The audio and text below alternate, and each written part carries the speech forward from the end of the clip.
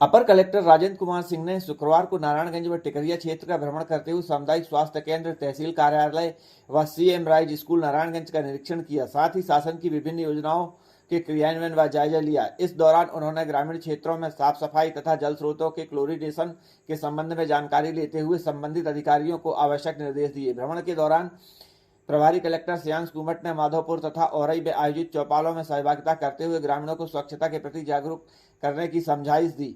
उन्होंने कहा कि घर तथा आसपास स्वच्छ रखें। सीईओ जिला पंचायत व प्रभारी कलेक्टर श्रेयांश कुमट ने शुक्रवार को बिछिया विकासखंड के विभिन्न ग्रामों का भ्रमण किया। इस दौरान उन्होंने प्रधानमंत्री जनधन योजना के तहत किए जा रहे निर्माण कार्य, मध्याह्न भोजन, CWUSN छात्रावास तथा वृक्षारोपण आदि कार्यों का निरीक्षण किया। ग्राम नरेनीमाल में किए गए बृहद वृक्षारोपण का अवलोकन करते हुए प्रभारी कलेक्टर ने निर्देशित किया है कि रोपे गए पौधों की सुरक्षा पुख्ता इंतजाम करें, आवश्यकता अनुसार फेंसिंग कराएं।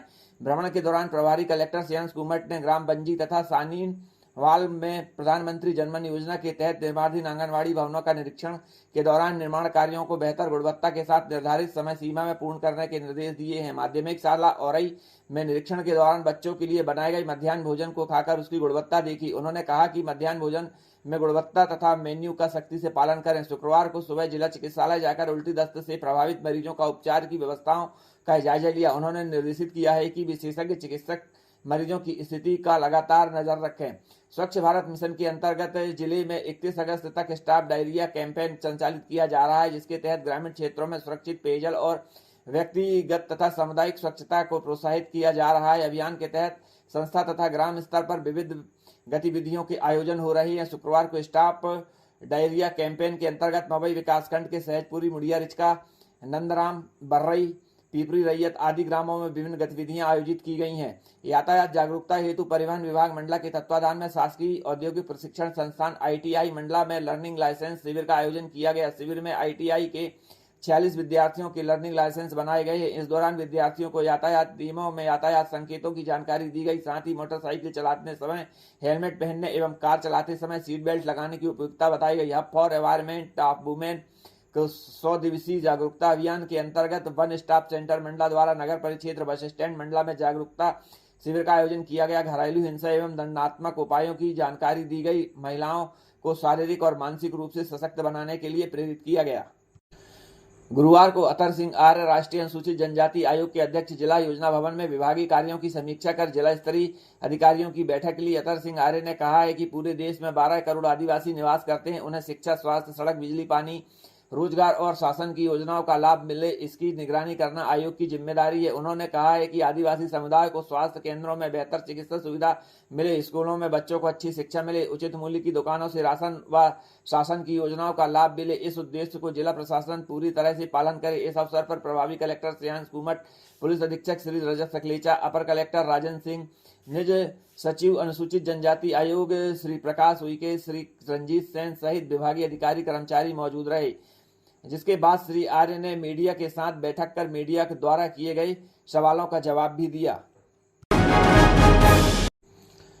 गुरुवार को अतर सिंह आर्य राष्ट्रीय अनुसूचित जनजाति आयोग के अध्यक्ष जिला योजना भवन में विभागीय कार्यों की समीक्षा कर जिला स्तरीय अधिकारियों की बैठक ली। अतर सिंह आर्य ने कहा कि पूरे देश में 12 करोड़ आदिवासी निवास करते हैं। उन्हें शिक्षा, स्वास्थ्य, सड़क, बिजली, पानी, रोजगार, शासन की योजनाओं का लाभ मिले, इसकी निगरानी आयोग की जिम्मेदारी है। उन्होंने कहा कि आदिवासी समुदाय को स्वास्थ्य केंद्रों में बेहतर चिकित्सा सुविधा मिले, स्कूलों में बच्चों को अच्छी शिक्षा मिले, उचित मूल्य की दुकानों से राशन मिले, शासन की योजनाओं का लाभ मिले। इस उद्देश्य का जिला प्रशासन पूरी तरह से पालन करे। इस अवसर प्रभावी कलेक्टर श्रेयांश कुमट, पुलिस अधीक्षक रजत सकलेचा, अपर कलेक्टर राजन सिंह, निज सचिव अनुसूचित जनजाति आयोग श्री प्रकाश उइके एवं रंजीत सेन सहित विभागीय अधिकारी कर्मचारी मौजूद रहे। जिसके बाद श्री आर्य ने मीडिया के साथ बैठक कर मीडिया के द्वारा किए गए सवालों का जवाब भी दिया।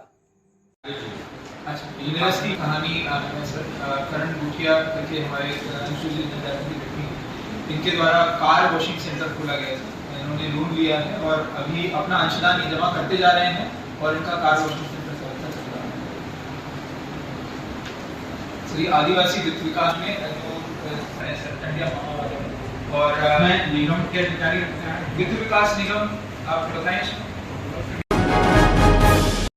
ग्राम पंचायत खलौड़ी पोषक ग्राम ब्लॉक टोला विकासखंड बिछिया के ग्रामीण जिला प्रशासन को आवेदन दिया और जांच की बात कही। उन्होंने बताया कि वन भूमि में लगभग 1960 से वे काबिज हैं, जिसका सीमांकन उन्होंने बताया कि लगभग 1993-94 में भी हुआ था, जिसमें 30 लोगों को 10 एकड़ भूमि व आवास की भूमि अलग से और कुछ पैसा भी दिया गया था। बिछिया ब्लॉक में यह गांव बसाया गया था, जिसका उन्होंने वन मित्र पोर्टल में दावा पेश किया था, जिसके बाद कलेक्टर कार्यालय ने आदेश कर दिया था और इस भूमि के लिए कि यह भूमि उनके द्वारा काबिज है।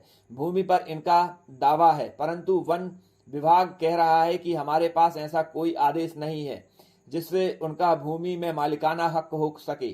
ग्रामीणों ने जांच की बात कही है। जिला प्रशासन को उन्होंने आवेदन दिया है कि जांच की जाए, जिससे कि उनकी भूमि में उन्हें उनका मालिकाना हक मिल सके। कि अभी भैया ने बताया कि जो आपकी वन भूमि है, वन विभाग के द्वारा आदेश के लिए मना किया जा रहा है, आदेश उन्हें नहीं मिला है। आप पूरी जानकारी दीजिए। चैनल कौन सी सर? से पहले मैं आपकी CCN मंडल को धन्यवाद देता हूँ जी। हमारे यहाँ ग्राम पंचायत खलौड़ी के अंतर्गत एक पोषक ग्राम ब्लॉक टोला है, जिस ग्राम को जो है सन 1960 में बसाया गया था। हमारे पूर्वज लोग जानते हैं इस बात को, हम लोग नहीं जानते। तो बहुत पुराने लोग जो है वहाँ अभी तक प्रयास करते रहे हैं।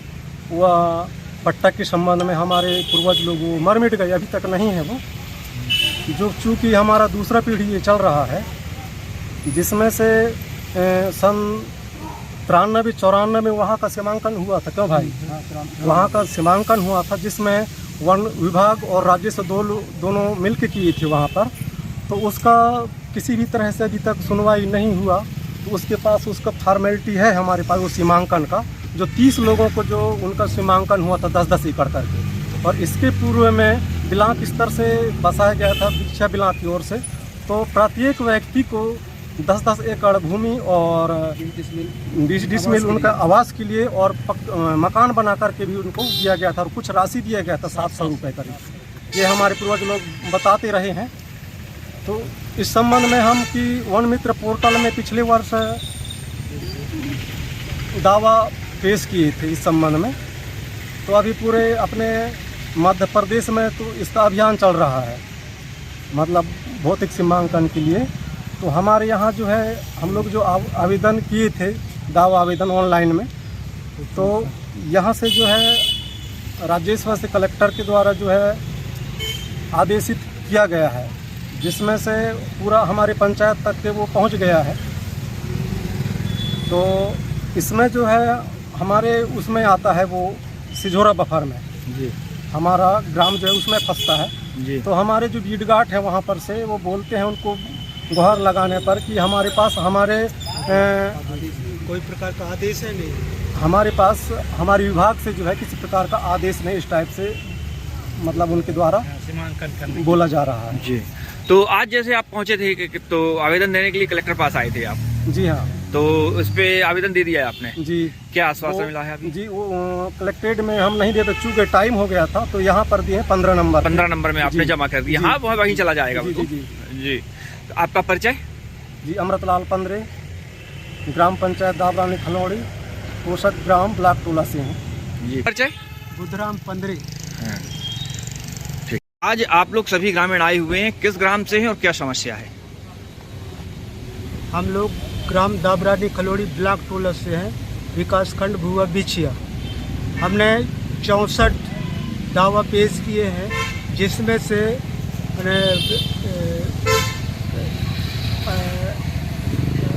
से जो है तो आदेश हो चुका है, रैयत की तरफ का आदेश हो गया, आदेश हो गया है, और वन विभाग वालों का आदेश नहीं है। इसलिए जारी करने के लिए हम लोग यहाँ कलेक्ट्रेट तक पहुँचे जी। कितनी भूमि है कुल? ये कितने ग्रामीण ऐसे काबिज हैं? भूमि काबिज भूमि है 360। 360। और कितने ग्रामीण हैं? यानी कितने परिवार रह रहे हैं? 64 दावे हैं अभी। 64 दावे हैं उसके? 64 दावे हैं। अच्छा, कुछ लोग दावे नहीं किए हैं अभी। अच्छा अच्छा। तो यानी अभी इसके बाद भी दावे करने के लिए लोग अभी हैं ग्राम उसमें, है ना? अभी उनने दावा नहीं किया है, शेष बाकी है, बाकी है। तो वन विभाग क्या कह रहा है? वन विभाग हमारे पास आदेश नहीं आया है बोल रहा है। वही आदेश लेने के लिए जो है हमने कलेक्ट्रेट तक पहुंचे जी। इसका ऑनलाइन भी हो चुका है। आदेश ऑनलाइन भी हो गया है, पर वन विभाग मना कर रहा है। वन विभाग का आदेश ही नहीं आया है, इसलिए हम यहाँ तक पहुँचे सत्यापन के लिए। अच्छा, तो आपने आवेदन अभी किसको दिया है?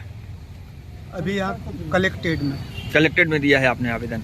क्या उसमें क्या आपको आश्वासन मिला? अभी आश्वासन तो नहीं मिला है, बाद में बताएंगे बोले। चलिए, आपका परिचय? बुद्धराम 15। बस और ट्राले की भिड़ंत। गुरुवार की शाम लगभग 4 बजे मोतीनाला थाना के अंतर्गत नेशनल हाईवे 30 में मंडला से चिल्फी जा रही बस से रायपुर की तरफ आ रहे ट्राले की जोरदार भिड़ंत हो गई। वहीं टक्कर के बाद ट्राले का नियंत्रण हटा और ट्राला सड़क में पलट गया। टक्कर के बाद बस में बैठी सवारियों में चीख पुकार मच गई। इस घटना में लगभग 12 लोग घायल हुए हैं, जिन्हें इलाज हेतु जिला अस्पताल में भर्ती किया गया है। यह अच्छी बात रही है कि किसी की जान नहीं गई। घटना के बाद स्थानीय जनों ने मोतीनाला थाने को खबर की। मौके पर मोतीनाला पुलिस पहुंची और ट्राले को सड़क के किनारे कराया, जिससे आवागमन सुचारू हुआ। तो वहीं घायलों को एम्बुलेंस की मदद से जिला अस्पताल पहुंचाया गया, जहां उनका इलाज जारी है। ट्राला व बस व उसके चालक पुलिस की गिरफ्त में है।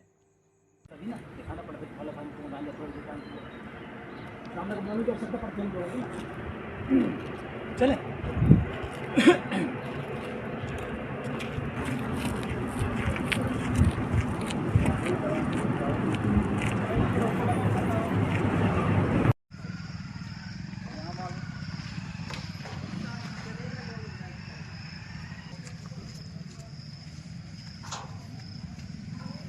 चाइना में गड्डी है मैं जो भी ऐसे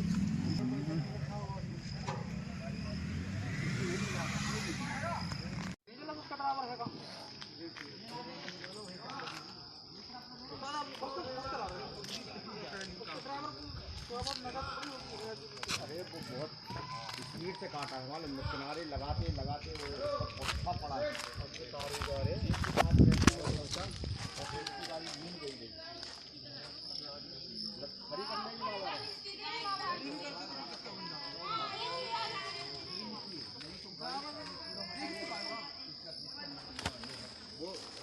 वाले से पूछना हमारी गाड़ी कितनी शुरू रही। अरे अब अपन लोग तो परमानेंट चलने वाले हैं अपने गाँव। एकदम से आया है और बिल्कुल ऐसा काटा है कार से, मतलब पुट्टा झूल गया था। मैं तो समझ गया था इसकी गाड़ी कहीं। विश्व बाघ दिवस 29 जुलाई को आयोजित होने जा रहा है, जिसके चलते कान्हा के खटिया गेट कार्यक्रम आयोजित हो रहे हैं, जिसमें खटिया गेट में बाघ बचाओ जागरूकता वाहन रैली, स्कूली बच्चों के द्वारा प्रबंधन के लोगों को बाघ सुरक्षा हेतु बेल्ट बांधे जा रहे हैं। पौधारोपण, बाघ बचाओ के लेख, चित्रकला, निबंध आयोजित हो रहे हैं। वाहन रैली को हरी झंडी दिखाकर प्रबंधन के द्वारा रैली रवाना की गई है। यह रैली वाहन बाघ बचाओ जागरूकता के संदेश देगी।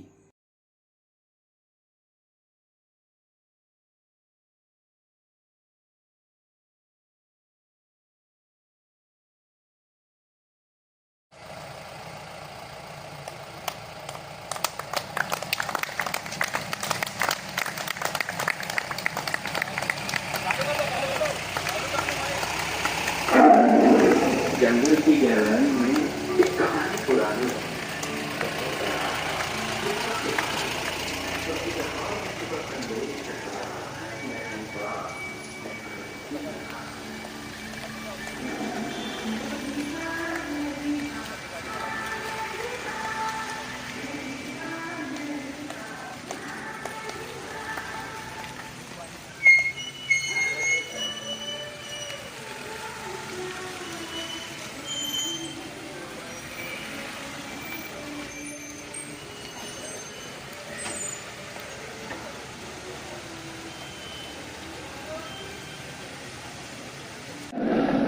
अपनी शक्ति को पहचान बचाइए हम इस पर्यावरण के वन।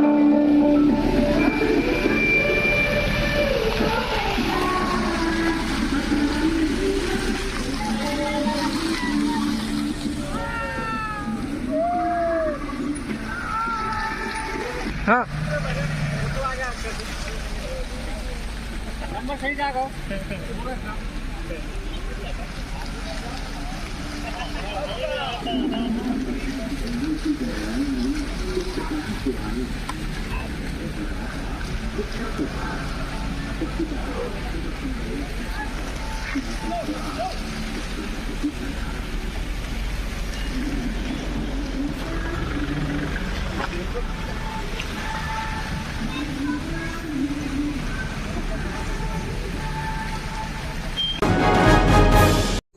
जिला प्रशासन को आवेदन देते हुए लिंगामाल के ग्रामीण ने बताया कि ग्राम पंचायत खुक्सर के सचिव के द्वारा उनकी भूमि में कब्जा किया जा रहा है। जब इसका विरोध किया गया तो सचिव द्वारा मारपीट की गई, जिसकी रिपोर्ट भी दर्ज कराई गई, परंतु कार्रवाई नहीं हुई है। आवेदक के द्वारा कार्रवाई की मांग की गई। पंचायत से हो? ग्राम पंचायत लिंगा। क्या समस्या आ रही है? जी, हमारी समस्या है कि हमारे मकान के सामने वो ठेला रख रहा था, हम नहीं रखने दे रहे। कौन रख रहा था? सचिव। क्या नाम है? संतोष कुमार झारिया। अच्छा, ये कहाँ का सचिव है? खुक्सर पंचायत। ये तुम्हारे गांव में क्या क्यों आया है? जी, वो उधर ही रहता है। अच्छा, वहीं रहता है। जी। तो जिस जमीन पे वो आया है तो वो जमीन उसी की है या तुम्हारी है? हमारे कब्जा में। अच्छा, शासकीय भूमि है? जी। कितने साल से काबिज हैं आप? 80-90 साल से। 80-90 साल से काबिज हैं। जी। अब वह तुम्हारी जमीन पे कब्जा कर रहा है। हम उसको नहीं, हमको आने जाने में तकलीफ है, हम उधर नहीं रखने देते उसको। ठेला नहीं मढ़ाने दे रहे हैं तो वो हमारे साथ मारपीट किया, गाली गलौज कर रहा है हमारे साथ और धमकी दे रहे थे जाब डालने की। रिपोर्ट कहाँ की है इसकी? रिपोर्ट हम पुलिस चौकी में किए थे। फिर क्या हुआ? कोई सुनवाई नहीं हुई हमारी। एसपी कार्यालय गए थे आप? जी। कब गए थे? शनिवार को गए थे। कोई कार्रवाई नहीं हुई सर, कोई कार्रवाई नहीं हो रही हमारी। और हम साइड में रख दिए सर, हम उठा के, हमको आने जाने में तकलीफ थी तो हमने उठा के साइड कर दी। कानून की मदद लिए सर, कानून ने हमारी कोई मदद नहीं की। भाई क्या समस्या लेके आए हो? भाई हम बेटा नीम के पौधा लगाए थे, 50-60 साल हो गए लगे, उसको काट दिया और मार पीट कर रहा है, गाली गलौज देता है और घर से बाहर निकालता है। रिपोर्ट लगाने गया चौकी, कोई सुनाई नहीं भाई मेरे। फिर कोतवाली आए, ईंटा गिरा दिया, पहले तो ईंटा गिराया। कौन कर रहा है ये सब? सचिव। कौन है सचिव ये? संतोष कुमार झारिया। कहाँ का सचिव है? लिंगा के उसे कहाँ है? दूसरी पंचायत। हाँ, दूसरी पंचायत में। तो क्या आप लोग किस गांव से हैं? हम लिंगा के हैं। लिंगा के हैं। हाँ। ये क्या समस्या आ रही है आप लोगों को? पेड़ लगाया नीम के तो वो काट दिया, मना करने के बाद मेरे लगाए हैं पेड़। अच्छा, कितने पेड़ हैं? एक पेड़ है दरवाजे के सामने। अच्छा। हाँ, उसको काट दिया मना करने के बाद। क्यों काट रहा है वो? घर बनाऊंगा कह रहे, ईंटा गिरा के घर से निकलो के बोल रहा है, धमकी दे रहा है हमको। उसके बाद में ईंटा तार के मुँह से और थिलिए ला के मराया। जमीन किसकी है वो? मेरे कब्जा में है। अच्छा, पट्टे वाली जमीन है? जी।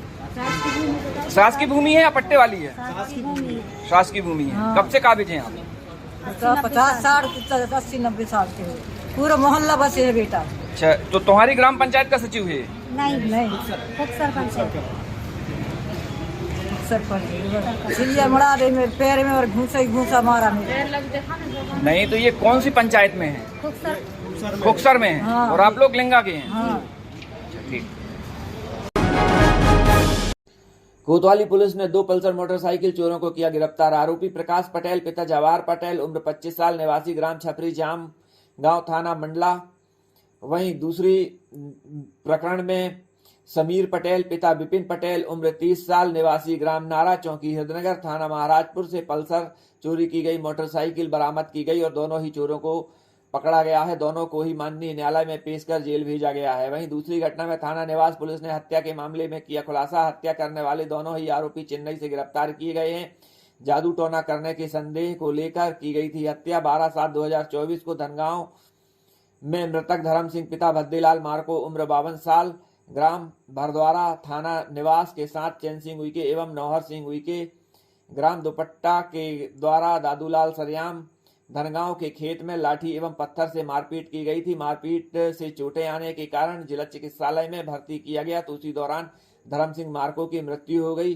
जो जांच में मर्ग अपराध कायम किया गया, जिसमें 156/2024, वहीं धारा 103(1), 132(b), 115(2), 296(3), 5 भारतीय न्याय संहिता 2023 कायम कर विवेचना में लिया गया है। थाना निवास पुलिस के द्वारा आरोपी चैन सिंह उइके एवं नौहर सिंह उइके निवासी ग्राम दुपट्टा थाना निवास को घटना दिनांक के लगातार फरार चल रही थी और तलाश की जा रही थी। मामले में दोनों ही फरार आरोपियों की गिरफ्तारी चेन्नई से हुई है। दोनों से पूछताछ कर दोनों को न्यायालय में पेश किया गया, जहां से उन्हें जेल भेज दिया गया है।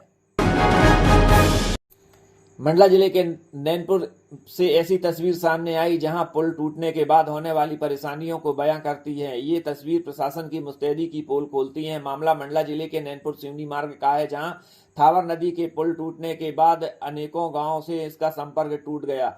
हद ये है कि पुल हर साल बाढ़ में टूट जाता है, लेकिन प्रशासन को इसकी मरम्मत कराने की फुर्सत नहीं है। मरम्मत के नाम पर केवल कीचड़ भरी मुर्रम डाल दी जाती है, जिससे आने जाने वाले लोगों को परेशानी का सामना करना पड़ता है। वही एक ऐसा मामला सामने आया जहां पर गाड़ी के साथ रहने वाला व्यक्ति को मोटरसाइकिल में बिठाकर वह मरीज महिला को लेकर आ रहा था, जो थावर पुल तक लाया, लेकिन थावर पुल की हालत इतनी जर्जर होने के कारण उसे अपनी मोटरसाइकिल से मरीज महिला को उतारना पड़ा। फिर महिला को गोदी में लेकर वह पुल पार कराना पड़ा, जिसके बाद महिला को पुनः वह मोटरसाइकिल में बिठाकर आगे ले गया। यह घटना एक मरीज के साथ नहीं है, बल्कि यहाँ से आने जाने वाले जितने भी लोग हैं वे यहाँ पर पैदल ही इस पुल को पार करते हैं। बता दें कि पुल सिवनी जिले के नैनपुर के ग्रामीण के लिए बहुउपयोगी है, लेकिन उपयोगी वस्तुएं, बाजार हाट, स्वास्थ्य सेवाएं, हॉस्पिटल, अन्य वस्तुओं का ग्रामीणों के लिए नैनपुर बाजार से खरीदी होती है और नैनपुर जिला चिकित्सालय के अलावा नैनपुर चिकित्सालय में भी उन्हें अपना इलाज कराना पड़ता है, जिसके लिए नैनपुर उनका आना जाना लगा रहता है। पुल के क्षतिग्रस्त होने से उन्हें भारी परेशानी का सामना करना पड़ता है। थावर नदी में पुल का जो निर्माण कार्य चल रहा है वह अभी भी बहुत धीमी गति यानी कछुआ गति से चल रहा है, परंतु इसके तरफ प्रशासन किसी भी प्रकार का ध्यान नहीं दे रहा है। बता दें कि इसका मरम्मत कार्य होते होते 1 साल से भी अधिक का समय हो गया है, परंतु अभी तक इसकी मरम्मत का कार्य नहीं हो पाया है और इसका खामियाजा यहाँ से आने जाने वाले लोगों को भोगना पड़ता है। बता दें बारिश में लोग गाड़ी लेकर जरूर निकलते हैं, परंतु यहाँ से उन्हें पैदल ही आना जाना पड़ता है और मरीजों को टांग कर ही ले जाना पड़ता है। थावर का पुल चूंकि कल के ओवरफ्लो चल रहा है अभी, तो हमने 2 अल्टरनेटिव रूट डिसाइड किए हैं जो मंडला से सिवनी के लिए जो जाएगा। तो अगर कोई मंडला से जा रहा है तो थ्रू घनसौर होते हुए चला जाए, और जो नैनपुर वाले जगह जाना चाहते सिवनी तो थ्रू धनोरा मार्ग होते हुए, पिंटरई से धनोरा होते हुए वो रूट चल रहा है। तो उसके लिए हमने किया कि बालाघाट रोड भी अभी जाम है, नैनपुर से बालाघाट, तो वो रूट अभी बंद है। तो 2 रूट अभी अल्टरनेटिव स्टार्ट है। अभी चूंकि सेतु निगम सिवनी जिले से इसका वो पुल का संचालन चल रहा है, तो अभी उन लोग वहाँ के कलेक्टर महोदय विजिट करके गए हैं, तो उनको तो निर्देश कर देके कान्हा नेशनल पार्क के बंजारी घाट के पास पिछले कुछ दिनों से एक बाघ की मूवमेंट देखी जा रही है, जिसकी वजह से ग्रामीणों व राहगीरों में काफी डर का माहौल है। वे दहशत में है। लगातार बंजारी घाट के पास सुबह 3 से 4 बार बाघ की मूवमेंट देखी जा रही है। बाघ काफी बार रोड क्रॉस करने की फिराक में रहता है, लेकिन वह रोड क्रॉस नहीं कर पाया क्योंकि वाहनों की आवाजाही के कारण वह झाड़ियों में छुपा रहा, जिसके बाद मौके को देखकर आखिर बाघ ने रोड को क्रॉस किया और लोगों ने इसे स्पष्ट देख लिया। बता दें कि करीब ही कान्हा नेशनल पार्क है, अक्सर बाघ की मूवमेंट यहाँ देखने को मिलते हैं। जैसे ही बाघ की मूवमेंट की जानकारी स्थानीय ग्रामीणों को लगी, भीड़ उमड़ पड़ी बाघ को देखने के लिए। वहीं टाटरी और कांता गांव के लोग दहशत में हैं। वन विभाग की टीम को सूचना दे दी गई है, लेकिन यह सवालिया निशान जरूर खड़े हो जाते हैं कि आखिर 3-4 दिनों से ग्रामीणों के द्वारा वन विभाग को सूचना दी गई है, परंतु वन विभाग के द्वारा कोई पुख्ता इंतजाम नहीं किए हैं और इस बाघ की मूवमेंट यहाँ पर देखने को मिल रही है। कभी भी कोई अप्रिय घटना भी घट सकती है। सर आपका नाम पूरा? पूरन सिंह राजपूत, वनपाल, परिक्षेत्र सहायक, टाटरी। तो टाइगर के बारे में? टाइगर के बारे में जैसे ही हम लोगों को पता चला तो हम लोग यहाँ पर तुरंत पहुँचे और सब पब्लिक को जो है कि हमने यहाँ पे बोले कि भाई तुम यहाँ मत भीड़ लगाओ, चले जाओ अपने, तो ज़्यादा बेटर है। ये हुआ है बस। और अभी इधर से इधर क्रॉस किया है वो रोड, तो मुनादी वगैरह कराए हैं? हाँ, मुनादी वगैरह सभी हो गई है। अपने कामता, धनौरा और टाटरी, बारगी में मुनादी वगैरह करवा दी गई है। और आज पुनः बताया गया है वन रक्षक को कि मुनादी करवा दें। मध्य प्रदेश के आदिवासी जिला मंडला के गुगरी विकासखंड का अंतिम गांव देवहारा, जहां बीते सप्ताह 2 बैगा महिलाओं की उल्टी दस्त से मौत भी हो गई थी। इस गांव का दौरा करने जनजाति आयोग के राष्ट्रीय अध्यक्ष अतर सिंह आर्य पहुंचे और पंचायत भवन में ग्रामीणों से संवाद किया। इस दौरान मंडला जिला के प्रशासनिक अधिकारी मौजूद रहे। जनजाति आयोग के राष्ट्रीय अध्यक्ष अतर सिंह आर्य ने बताया कि जिन ग्रामीणों की मौत डायरिया से हुई थी वह नदी का पानी पी लिए थे, जिसके कारण वह पानी बाढ़ के कारण अभी दूषित है। शासन के निर्देशों पर गांव में 2 बोरिंग का काम हो चुका है। प्रधानमंत्री जनमन योजना के तहत आवास व लाइट भी काम जारी है। जहां पर लाइट नहीं है वहां पर लाइट की व्यवस्था की जा रही है। गांव में जरूरत अनुसार सीसी रोड, सड़क, पुलिया का कार्य होना बजट में आ चुका है और अधिकारियों को निर्देशित किया गया है कि मुख्यमंत्री संबल योजना के अंतर्गत मृत परिजनों को 2 लाख रुपए की राशि दी जाए। बता दें कि घुघरी के देवहारा में डायरिया फैलने से 2 महिलाओं की मौत हो गई थी, तो वहीं दर्जनों लोग डायरिया के पीड़ित थे, परंतु लगातार स्वास्थ्य विभाग की नजर बनी रही और इनका इलाज किया गया, जिसके कारण लोग स्वस्थ हो गए, परंतु 2 बैगा महिलाओं की यहां पर मौत हो गई थी।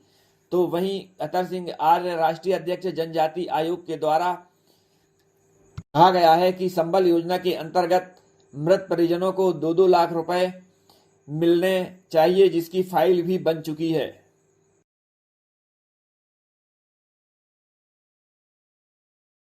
यहाँ पर डायरिया से 2 लोगों की मौत हुई। क्या देखा आपने गांव में और क्या देखिए, यहाँ पर जो डायरिया फैलने का यही कारण है कि कुछ लोग नदी से पानी पी रहे थे। शासन के निर्देश के अनुसार यहाँ पर 2 बोरिंग का काम हो चुका है। प्रधानमंत्री जनमन योजना के अंतर्गत जहाँ लाइट नहीं लगेगी वहाँ लाइट की व्यवस्था कर रहे हैं। जहाँ सीसी रोड की ज़रूरत है वहाँ पे सीसी रोड, छोटा मोटा पुलिया होगा। ये प्रधानमंत्री जनमन योजना के अंतर्गत पूरा जिले के अंदर बजट आ चुका हो और अधिकारी को निर्देश दे दिए हैं कि तत्काल मतलब ये काम चालू करें।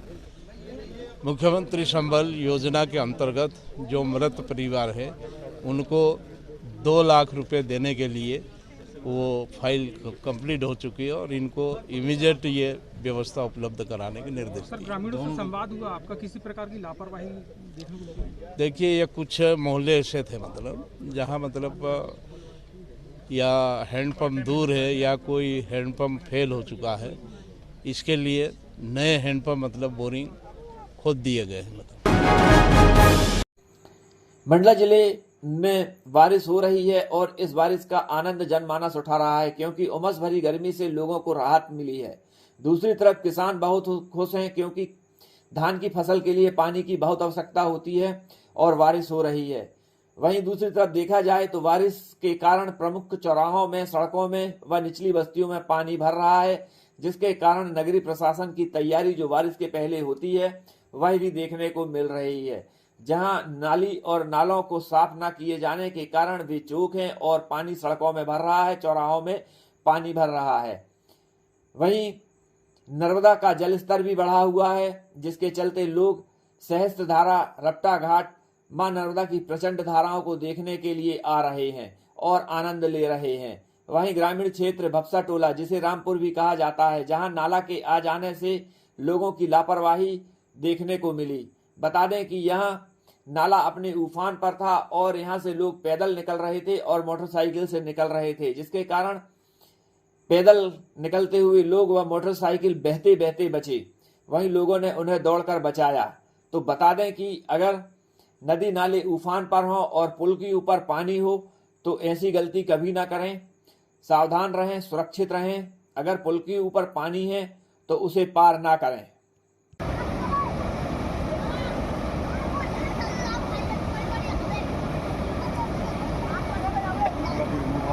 है जा रहा है भाई, तो थोड़ा ही नहीं है तो आप हो थोड़ा तो पेंट में भेज पैर के भी चलेगा, कैसे पैर यूँ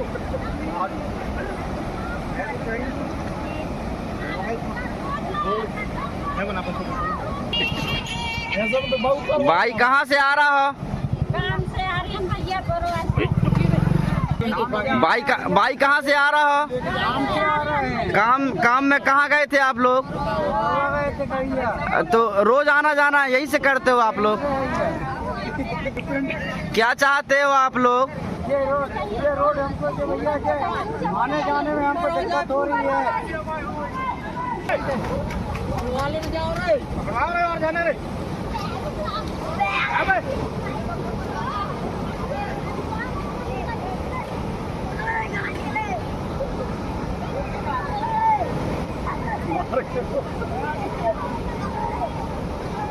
रोको ना, मैं नहा के नीचे आ रहा हूँ ना।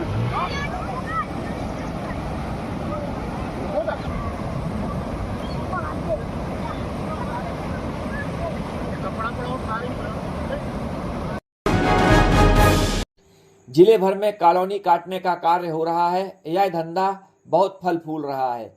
इसमें कितने नियम का पालन किया जा रहा है यह तो कॉलोनाइजर जानता है या फिर प्रशासन जानता है। लोगों को सुरक्षा सुविधा की बात कहकर प्लाट बेच दिए जाते हैं, फिर घर बनाने के बाद ग्राहक परेशान होते हैं। ऐसा ही अक्षरधाम कॉलोनी बिनेका में देखने को मिला।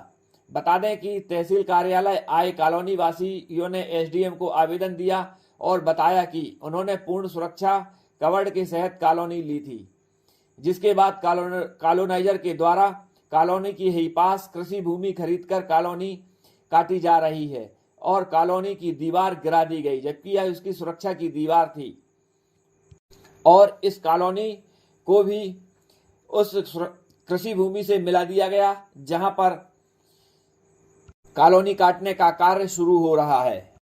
रहवासियों ने बताया कि कॉलोनी की सुरक्षा पर प्रश्न चिन्ह लग गया है। बता दें कि कॉलोनी वासियों को सुंदर गार्डन, साफ सुथरा परिसर, सड़क की बात कही गई थी और कॉलोनी बेच दी गई थी, लेकिन कॉलोनी के अंदर इसका गार्डन देखने को ही मिलता है जो अब झाड़ियों में बदल गया है। वहीं गार्ड भी यहां से नदारद हैं। यहां पर जो सुरक्षा दीवार बनी हुई है वह कितनी सुरक्षा कॉलोनी को देगी वह देखकर ही लगता है, परंतु कृषि भूमि पर कॉलोनी काटने के नाम पर इस कॉलोनी की दीवार भी गिरा दी गई है। जो कॉलोनी कृषि भूमि में काटी जा रही है वहां पर भी हजारों ट्राली मुर्रम डाली जा रही है। अब इस मुर्रम की रॉयल्टी शासन के पास जमा की गई है या नहीं यह खनिज विभाग जानता है और कॉलोनाइजर जानता है, जबकि इसकी जांच होनी चाहिए, क्योंकि ऐसा करने से राजस्व का नुकसान हो रहा है। शासन को लाखों रुपए का राजस्व का नुकसान हो रहा है, क्योंकि कॉलोनाइजर के द्वारा लगातार यहाँ पर मुर्रम गिराई जा रही है और जो नई कॉलोनी बनाई जा रही है, जो कृषि भूमि है, उस पर मुर्रम डाली जा रही है। वैसे जांच का विषय यह भी है कि कॉलोनी काटने के पहले नियम के अनुसार स्लम एरिया निकालने का होता है। अब कॉलोनाइजर के द्वारा स्लम एरिया निकाला गया या नहीं निकाला गया यह बात भी प्रशासन ही जानता है और कॉलोनाइजर जानता है। परंतु जो भी हो, पूरे मंडला जिले में कॉलोनी काटने का कार्य बड़े जोर शोर से चल रहा है और भूमि जो इसमें उपयोग लाई जा रही है अधिकतर कृषि भूमि उपयोग में लाई जा रही है। अब उस भूमि का डायवर्सन कराया जा रहा है या नहीं कराया जा रहा है यह तो जांच के बाद ही पता चल पाएगा। जो भी हो, कॉलोनी काटने का कार्य दिन दूनी रात चौगनी चल रहा है और कॉलोनाइजर मालामाल हो रहे हैं। वहीं दूसरी तरफ प्रशासन को भी लाखों रुपए का चूना लग रहा है, जिसकी जांच होना अति आवश्यक है।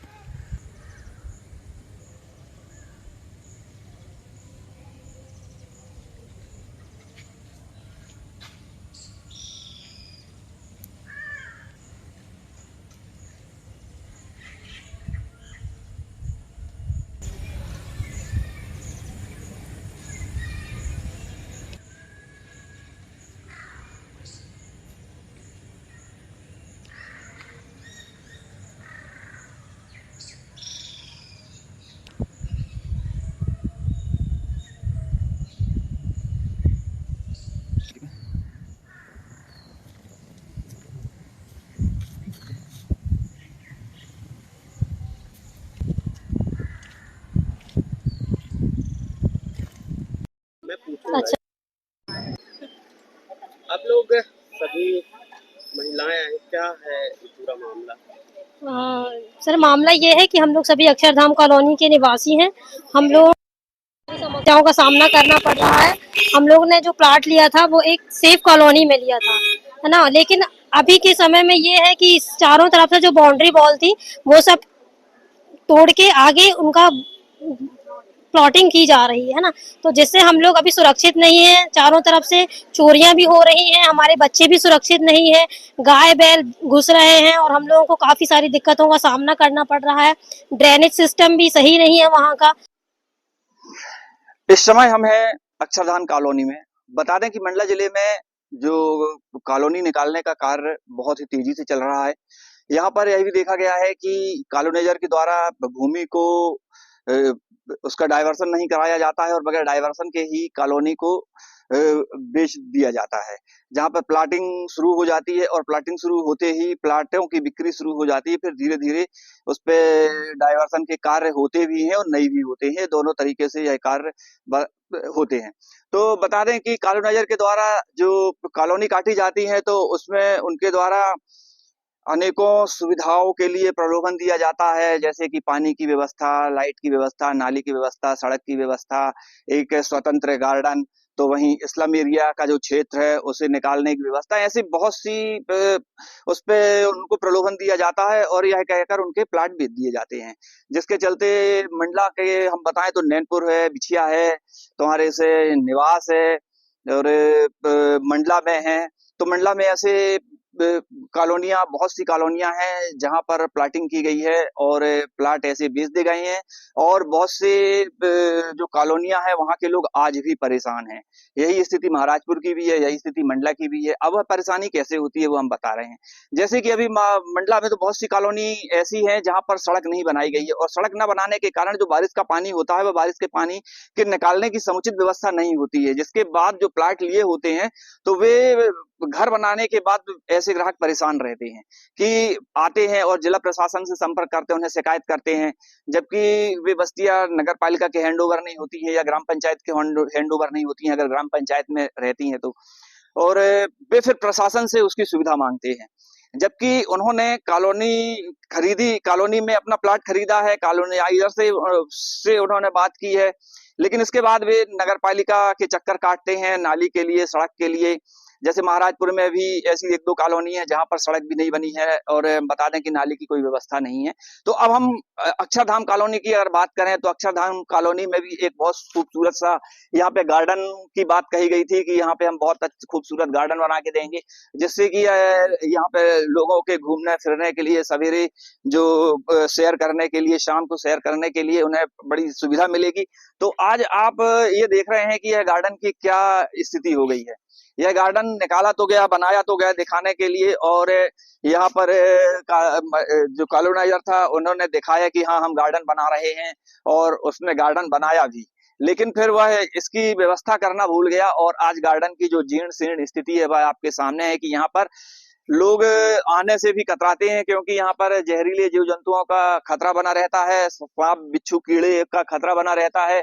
तो ऐसी स्थिति में अब हम बताते हैं इसकी जो इसके आगे क्या चाल होती है। कॉलोनाइजर बोल तो देते हैं कि हम गार्डन देंगे, अब कुछ दिन के बाद क्या होगा कि यहाँ पर भी प्लाट काट दिए जाएंगे, धीरे से ये सब अलग कर दिया जाएगा और यहाँ पे भी प्लाट काट दिए जाएंगे और यहाँ के प्लाट भी बेच दिए जाएंगे। इसके बाद कॉलोनाइजर का पता भी नहीं चलेगा कि कहाँ चला गया और यहाँ के लोग सुविधा के लिए चिल्लाते रह जाएंगे और जिला प्रशासन के चक्कर काटते रह जाएंगे। अब दूसरी बात हम अगर यहाँ पे यह करें तो यहीं पर जो कृषि भूमि है तो कृषि भूमि में भी कॉलोनाइजर के द्वारा क्या किया गया कि यहाँ पे जो बाउंड्री वाल सुरक्षा के लिए जो बनाई गई थी उस बाउंड्री वाल को गिरा दिया गया और जिसके चलते जो कृषि भूमि है उस कृषि भूमि पर प्लाट का काम शुरू हो गया है और ऐसा सुनने में आया कि यहाँ पर भी जो डाइवर्सन नहीं हो पाया है और यह कृषि भूमि है और पूरी कृषि भूमि को इसने क्या किया है कि यहाँ पर प्लाट काटना शुरू कर दिया है, वहां पर सड़क बनना शुरू हो गई है और जो खेत थे वो खेत का पुराव शुरू हो गया है।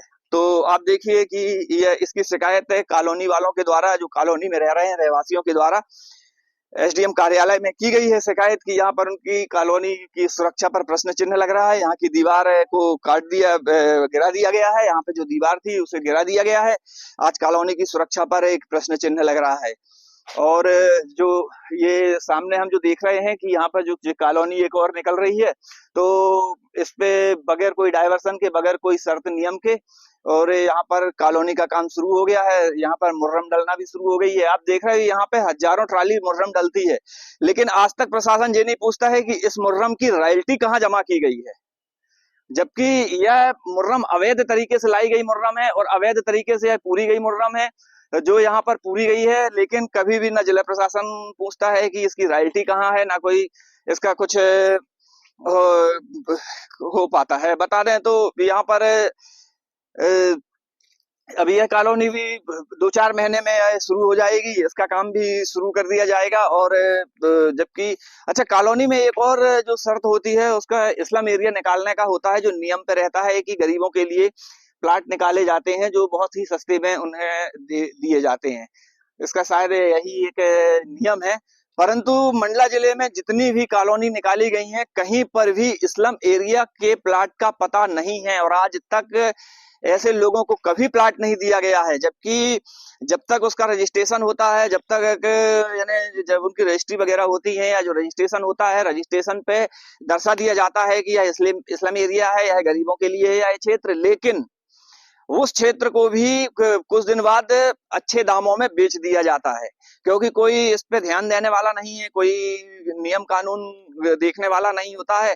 तो सबसे बड़ी बात ये थी कि मंडला में जो कॉलोनी काटने का काम है, वह कॉलोनी काटने का काम दिन दूनी रात चौगुनी से चल रहा है। यहाँ पर लोग के पास 4-5 एकड़ अगर भूमि है तो वह 4-5 एकड़ भूमि, चाहे वह कृषि भूमि है चाहे जो भी हो, उस भूमि पर पहले प्लाट काटते हैं, इसके बाद वो करोड़पति हो जाते हैं, क्योंकि कोई नियम शर्त है नहीं है, कहीं का कोई उन्हें कुछ देना नहीं पड़ता है और ऐसे ही यह काम चलता चला जा रहा है। तो मंडला का यह जो कॉलोनी काटने का जो काम है वह इस तरीके से चल रहा है। तो हमारी प्रशासन से एक विनम्र निवेदन था कि यहाँ पर जितने भी जो कॉलोनी है तो कम से कम उन कॉलोनियों की जांच करा दी जाए कि वो किन शर्तों पे, किस नियम पे, क्या जो शासन के नियम है उसके हिसाब से वो कॉलोनी काटी जा रही हैं या नहीं काटी जा रही हैं और किन शर्तों पे भी काम कर रहे हैं। तो कम से कम प्रशासन को उन कॉलोनियों की तरफ ध्यान देना बहुत जरूरी है, क्योंकि इससे कहीं ना कहीं राजस्व की हानि हो रही है और सरकार को राजस्व का बहुत ही नुकसान होता है इसमें ध्यान ना देने के कारण। तो ऐसे कॉलोनी काटने का कार्य लगातार यहाँ पर जारी है और देखा जा रहा है कि जो कृषि भूमि होती है और कृषि भूमि को सीधे सीधे कॉलोनी में बदल दिया जाता है, फिर लिखा पढ़ी होती रहती है, वो चलती रहती है। लेकिन पहले तो जो कॉलोनाइजर होता है वह पैसे अपने जेब में रख लेता है और यहाँ से चलता बनता है और उसके बाद जो सब समस्या आती है तो वो जो कॉलोनी में प्लाट लिए होते हैं, जो रहवासी होते हैं, वह भोगते हैं। तो ऐसे बहुत से कॉलोनियां हैं जहाँ पर सड़क नहीं है, पानी नहीं है और जहाँ पर ये गार्डन वार्डन तो खैर हमने 1-2 बार यहाँ पे देखा है कि ये लोग ने बना के दिखा दिए हैं गार्डन, इसके बाद गार्डन का ही पता नहीं होता है, उस भूमि को भी बेच दिया जाता है। तो सड़क के लिए भी महाराजपुर की भी यही स्थिति है कि महाराजपुर में भी सड़क के लिए कॉलोनी में जो रहने वाले लोग हैं प्रशासन के चक्कर काटते रह रहे हैं। तो यह ऐसी स्थिति है आज कॉलोनियों की। तो मैं मनीष तिवारी हूँ मंडला से।